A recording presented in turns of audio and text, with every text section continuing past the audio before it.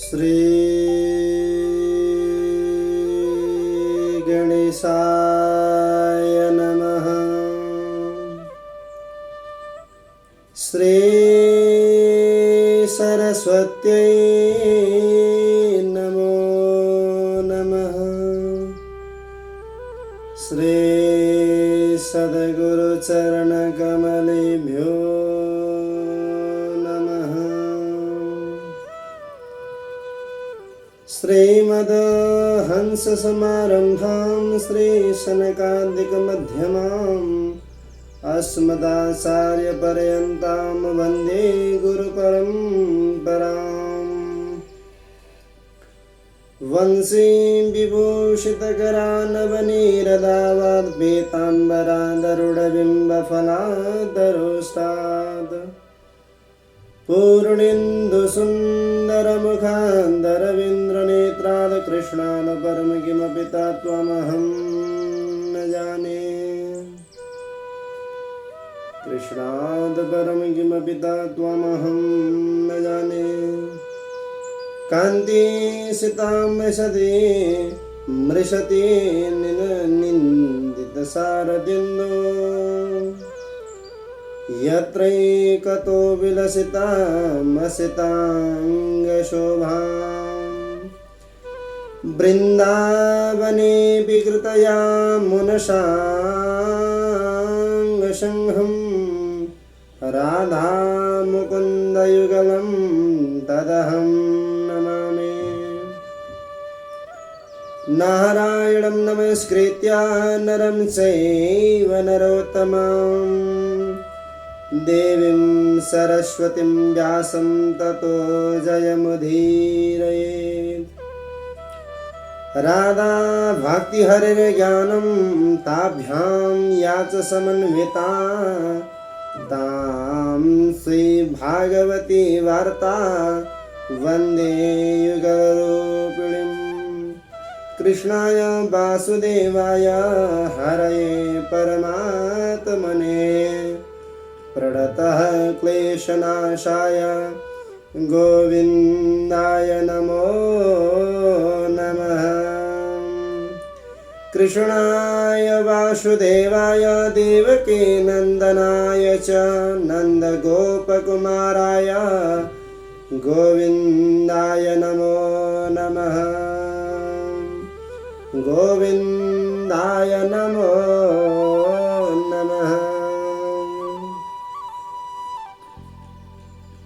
वन्दे देव उमापतिं सुरगुरुं वन्दे जगत्कारणं वन्दे पन्नकभूषणं मृगधरं वन्दे पशूनां पतिं वन्दे सूर्यशशाङ्कवह्निनयनं वन्दे मुकुन्दप्रियं वन्दे भक्तजनाश्रयं च वरदं वन्दे शिवं शङ्करम्।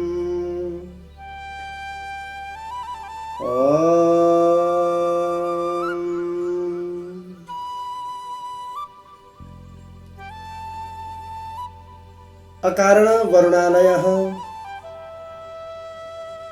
भक्तवांसतर तडित द्यूत विनन्दित पीताम्बरधारी सर्वतंत्र स्वतंत्र जगताधार केवलाधार सर्वाधार प्रत्यक्ष श्री हरि को प्रत्यक्ष वांग्मय मूर्ति श्रीमद् भागवत को चरण कमल में साष्टांग दंडवत प्रणाम।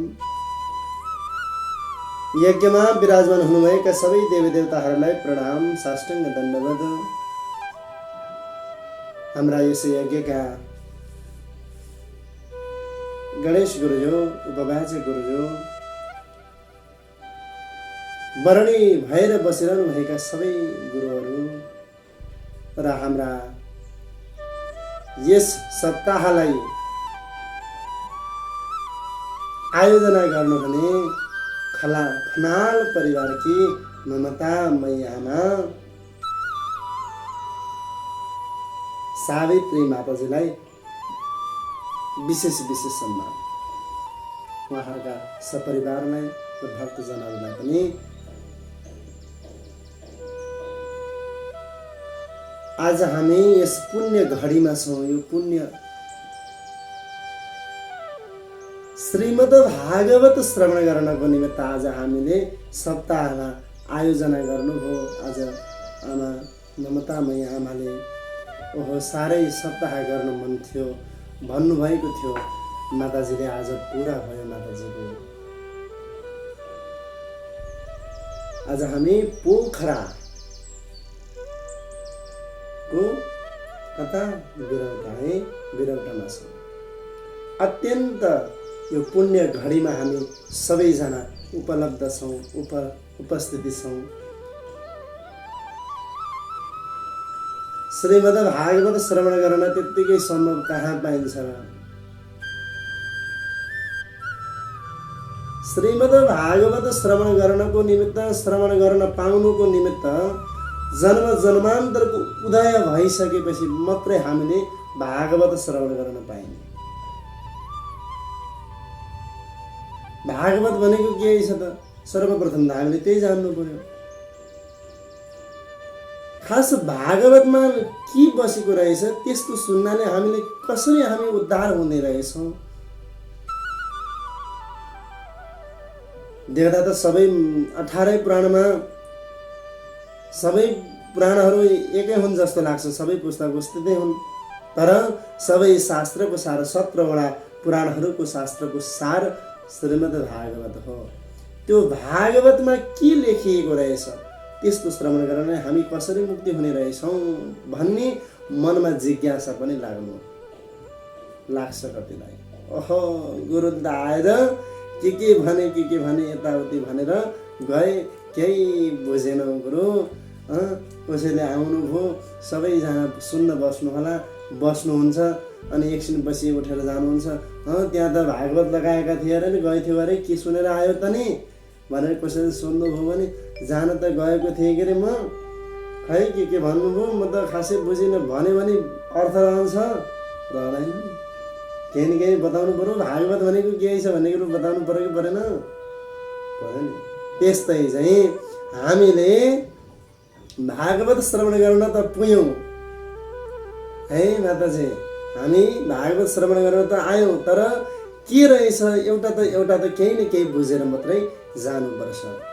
हामीले त्यसलाई बुझेर यो जीवनमा उतार्यौँ भने पर्यो मात्रै हाम्रो यो जीवन सार्थकता बन्छ, नत्र भए बन्दैन।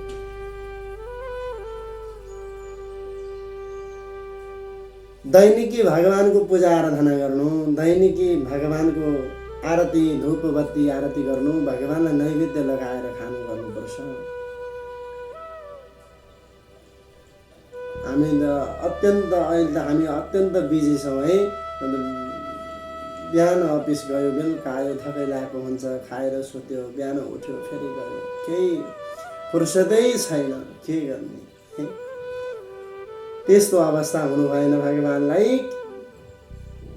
जतिखेर पनि बिहान यसो एकछिन स्नान गरिसकेपछि हामीले यसो 5 मिनट भगवानको नाम जप्न सक्छौँ नि, त्यतिखेर नाम जप्ने, त्यसपछि एकछिनपछि फेरि अनि दिनभरि यसो भगवानको मनै जप्न पाइयो। त्यस्तै चाहिँ हामीले सदैव भगवानको नाम जप्दै बस्न पाइन्छ। त्यस्तो भगवानको नाम यो हाम्रो यो श्री हरिको प्रत्यक्ष वाङ्मय मूर्ति भागवत हो। भागवत कसरी सुरु भयो, कसरी रचना भयो भन्दा अब हामीले पहिला सुरुमा भागवत भनेको कसले बनाएको रहेछ, भागवत यहाँ के भनिएको रहेछ, सुरुमा हामीले त्यो श्रवण गरियो भने अनि सुन्ने पनि इच्छा जागृत हुन्छ कि। भागवत भनेको के रहेछ त भन्दा भावना, हामी प्रति भगवानमा कति भाव छ, भावना कति छ। अरूलाई काट्दा, अरूलाई पिट्दा कतिको दुख छ, अरूलाई पिट्दाखेरि दुख छ कि दुख्दैन, अनि फेरि त्यही आफूलाई विचार गर्नु, आफूलाई कति दुख छ र अनि अरूलाई पीडा दिँदा कति दुख छ भनेर त्यो सम्झनु, अथवा अरूलाई नराम्रो व्यवहार नगर्नु, राम्रो व्यवहार गर्नु, त्यसमा कति भाव रहेछ आफूमा। भावना कतिको रहेछ, भाव कतिको रहेछ, भावना कतिको रहेछ भगवानप्रति पनि हाम्रो भावना कति रहेछ भन्ने कुरा हुन्छ। त्यो सबैभन्दा बुझ्ने कुरा हो। सबै सुरुमा त कथालाई एकछिन यही राखौँ। हामीले सुरुमा त अब कथा श्रीमद् भागवत सप्ताह ज्ञान महायज्ञ त भन्छौँ हामीले। 7 दिनमा सुनेर यो भागवत सकिँदैन। कति हजारौँ वर्ष लाग्दा पनि यो सकिँदैन। 18 पुराणको सार, उपपुराणहरूको सार, पद्म पुराणको सार, महाभारतको प्रसङ्ग, हरेक प्रसङ्गको यहाँ प्रसङ्ग आएको छ, हरेक कथाहरूको प्रसङ्ग यहाँ आएको छ, जोडिएको छ। यसलाई हामीले कति श्रवण गर्ने हो, रामचरित्र आउँछ, हरेक कुराहरूको आउँछ, त्यसलाई चाहिँ हामीले कति सुन्ने कति नसुन्ने भन्दा अब यो जति सकिन्छ त्यति 7 दिनसम्म हामीले मेन पाठहरू सुन्नुपर्ने। कथा त जति हामीले सकिन्छ त्यति नै सुन्नुपर्छ। सर्वप्रथम मैले एउटा हजुरहरूलाई ध्यान आकर्षित गराउनलाई एउटा सत्य घटनामा आधारित एउटा सुनाउँछु हजुरहरूलाई।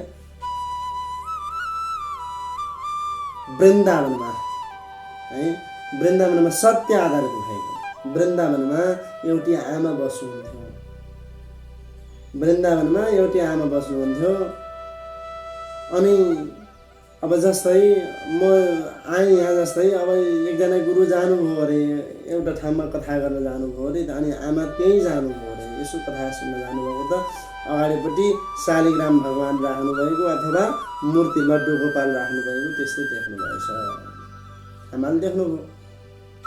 अनि गुरुसित पछाडि गएर कोठामा गएर सोध्नुभयो अरे, गुरु हजुरले यो भगवानलाई कहाँबाट ल्याउनु भएको? मलाई पनि अत्यन्त इच्छा छ ल्याउने, कति राम्रो हुनुहुँदो रहेछ, मलाई पनि इच्छा छ आमा, इच्छा छ गुरु, कहाँबाट ल्याउनु भएको हजुरले भनेर सोध्नुभयो अरे। अनि आमाले भन्नुभयो, अनि गुरुले भन्नुभयो, मैले त अलि परबाट लिएर आएको हो आमा। अब वृन्दावनमा आमा बस्नुहुन्थ्यो होइन, वृन्दावनमा गुरु जानुभयो। वृन्दावनबाट जुन आमाको घर कतापट्टि थियो त्यहीँ जानुभयो। त्यहीँ गएर अनि उता कता बनारसतिर थियो कि त्यतै कतापट्टि थियो है, त्यतै जानुभयो। त्यो बिचमै कतापट्टि कथा प्रवचन भइरहेको थियो, त्यहीँ जानुभयो। र अनि गुरुले भन्नुभयो, वृन्दावनबाट अत्यन्त राम्रो मूर्ति पाइन्छ, त्यहीँबाट ल्याएको आमा, त्यही जाने हो भने किन जाने हो भने हिँड्नुहोस्, म पनि दिलाइदिन्छु भनेर। अनि त्यो सप्ताह भइसकेपछि, समाप्त गरिसकेपछि चाहिँ अनि जानुभयो। किन लिएर जानुभयो, किन लिएर आउनुभयो र घर राख्नुभयो। अनि दैनिकी भगवानलाई स्नान गरेर अत्यन्त प्रेम भावले भगवानको पूजा आराधना गर्नुहुन्थ्यो। जस्तै आफ्नो छोरा हो कि जस्तै गरेर आमाले मेरा भगवानलाई भोक लाग्यो कि भनेर बिहान यसो तातो पानी चिसो पानी खुवाउने, अनि आफूले चिया खाँदा पनि खुवाउने, अनि पूजा गर्ने, धूपबत्ती आरती सबै कुरा गर्ने, नैवेद्य लाउने बेला आफूले जे बनाएको छ त्यही भगवानलाई अर्पण गरेर खाने, हरेक कुराहरू गर्नुहुन्थ्यो। अत्यन्त प्रेम भावले भगवानलाई राख्नु भएको थियो। अनि एक दिन के भएछ भने काम परेछ, आमा अलिक टाढा जानुपर्ने रहेछ, 2-3 दिन लाग्दो रहेछ। 2-3 दिन गएर आउनलाई 2-3 दिन लाग्दो रहेछ। अब के गर्ने, छोरा बुहारीलाई यो सुम्पिएर जानु पर्यो, केही न केही ख्याल गरिदेलान्। अब आफूले भगवानलाई लिएर हिँड्यो भने आफू कुन अवस्थामा गएर बस्नुपर्छ, कता गएर बस्नुपर्छ, के खान पाउने हो कि होइन, भगवानलाई कस्तो दुःख ठाउँमा बस्नुपर्छ कि जाडो हुन्छ कि, अत्यन्त त्यो प्रेम भाव भएको हुनाले अनि आमाले त्यस्तै सोचेर त्यो बुहारीलाई, यो बुहारी म नआउन्जेल चाहिँ भगवानलाई के हुन्छ कसो हुन्छ हेरेर विचार गरेर राख है भनेर आज आमाले बुहारीलाई सुम्पिदिएर जानुभयो। बुहारीलाई यो हेर है भनेर दिएर जानुभयो। अनि आमा जानुभयो। आमा गइसकेपछि यहाँ बुहारीले चाहिँ ल ठिकै छ गरिदेऊ न, 1-2 दिनको कुरो हो, कति नै ठुलो कुरो भएर भनेर अनि भगवानको सेवा गर्नलाई नि यसो धुपबत्ती आरती गर्दै थिएँ नि। अनि गर्दा गर्दै अनि पहिला सुरुमा स्नान गर्ने बेला हुन्छ नि, अनि एक दिन गयो, फेरि अर्को दिन हो। अनि स्नान गर्ने बेलामा यसो पुस्नु पऱ्यो, भगवानलाई स्नान गरिसकेपछि पुस्नु पऱ्यो। त्यो पुस्ने बेलामा चाहिँ त्यो कपडाले पुस्ने बेला डङरङ भगवान खस्नुभयो, भगवान लोट्नुभयो, हातबाट फुत्किएर डङरङ भगवान खस्नुभयो। त्यो यस्तो त्यो भगवान खसेको त्यो आवाज त्यो माताजीसित आमासित गएर डङरङ आमाको मुटु चस्यो। ओहो के भयो डङरङ आवाज आयो, के भयो यस्तो? अत्यन्त आमा बिलाप गर्न लाग्नु हो, केही भयो कि होला, मेरो छोरा बुहारी अथवा कसैलाई केही भयो, केही न केही त भयो कि यस्तो मलाई अहिलेसम्म भएको थिएन, यस्तो के भयो भनेर आमाको मन आत्यो। ओहो के भयो होला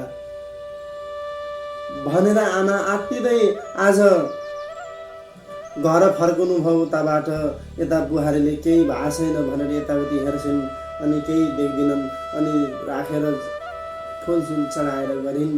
अनि उता माताजी आउनुभयो। माताजी आएर सोध्नुहुन्छ बुहारीलाई, हे बुहारी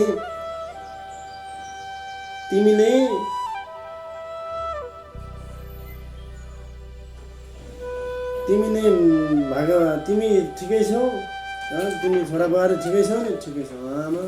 अनि भगवानलाई केही त भएको छैन नि? भगवान सही सलामत हुनुहुन्छ? राम्रै राखेको छौ? राम्ररी राखेको छु आमा। इत्यादि कुराहरू गरेर अनि आमा गएर हेर्नुभयो। भगवानथिन गएर हेर्दा आमाले त्यो भगवानलाई देख्दा भगवान रोएको हो कि कतै चोट लागेको हो कि जस्तो निधाउरो देख्नु भएछ। अनि आमाले गएर बुहारीलाई सोध्नुभयो, हे बुहारी तिमीले केही गर्यौ र भगवानलाई केही गरेको थियौ भन्दाखेरि केही भएको छैन आमा, मैले भगवानलाई स्नान गरेर पुस्दै थिएँ, यसो हातबाट फुत्किनु भयो अनि लोट्नु भएको मात्रै थियो, केही भएको छैन, चोटसोट केही लागेको छैन, फुटेको सुटेको केही छैन आमा भनेर भन्दा आमा अत्यन्त डराउनु भयो। ओहो साँच्चै हो रहेछ, आज मेरो भगवान लोट्नु भएको रहेछ, आज भगवानलाई कति दुख्यो होला, कति पीडा भएको होला, भगवान रुनु भएको छ, अत्यन्त पीडा भएको छ भगवानलाई भनेर आज ती माताजीले छोरो आउन्जरी अनि बुहारीलाई भन्नुहुन्छ, डाक्टर बोलाइदेऊ बाबु भनेर। अनि बुहारीले सुन्दिनन्, होइन आमा केही हुँदैन, मूर्तिलाई के कुरा गर्नुभएको हजुरले भनेर इत्यादि कुराहरू गरेर अनि छोरो बेलुका अफिसबाट आएपछि छोरालाई अत्यन्त आमाले भन्नुहुन्छ, ओहो मेरो भगवानलाई यस्तो भएको छ बाबु, जसरी भए पनि डाक्टर बोलाइदेऊ भनेर आज जिद्दी गर्नुभयो आमाले। छोरोले मूर्तिलाई के भन्नुभएको आमा भन्दाखेरि आमाको मन थाम्नको निमित्त भए पनि आज डाक्टर बोलाइदियो छोराले आज। अनि डाक्टरले भन्छन् कसलाई चेकअप गर्नु पर्यो भन्दा मूर्तिलाई। अनि डाक्टरले के भन्छ, ओहो के कुरा गर्नुभएको हजुर, मूर्तिलाई नि कसरी चेकअप गर्छ? अनि त्यसो भनिसकेपछि आमाले भन्नुहुन्छ, होइन बाबु त्यसो नबना, भगवान रुनु भएको जस्तो लागेको छ मलाई, भगवानलाई अत्यन्त पीडा भएको छ, बाबु चेक गरिदेऊ भनेर। अनि कति हुन्छ निवेदन गर्नुभयो। अनि छोराले भनिदिन्छन्, गुरु हे डाक्टरजी हजुरले जसरी हुन्छ चेकअप त गरिदिनुहोस्, हजुरले पैसा दिउँला मैले, चेक यसो आमाको मन बुझाउनको निमित्त भए पनि मूर्तिलाई चेकअप गरिदिनुहोस् भनेपछि अनि गएर यसो छामछुम गर्दै त्यो काना लगाएर यसो सुन्ने हुन्छ नि, के हुन्छ त्यो के भन्छन् त्यसलाई, त्यही चाहिँ गएर मूर्तिमा छोड्नु भयो डाक्टरले आज छोइ गएर छोदा त त्यो मूर्तिमा ढाक ढाक मोटो छरिरहेको त्यस्तो आवाज आयो। अत्यन्त डाक्टर पनि आश्चर्यमा परे, आज मूर्तिमा ढाक ढाक गरेर मुटु चलिरहेको छ, खुट्टातिर सामसम खुट्टातिर पनि गरेको छ, टाउकोतिर सामसम टाउकोतिर पनि त्यस्तै गरेको छ, जता छाम्दा पनि पछाडि ढाडतिर जता छाम्दा पनि ढाक ढाक गरिरहेको छ। ओहो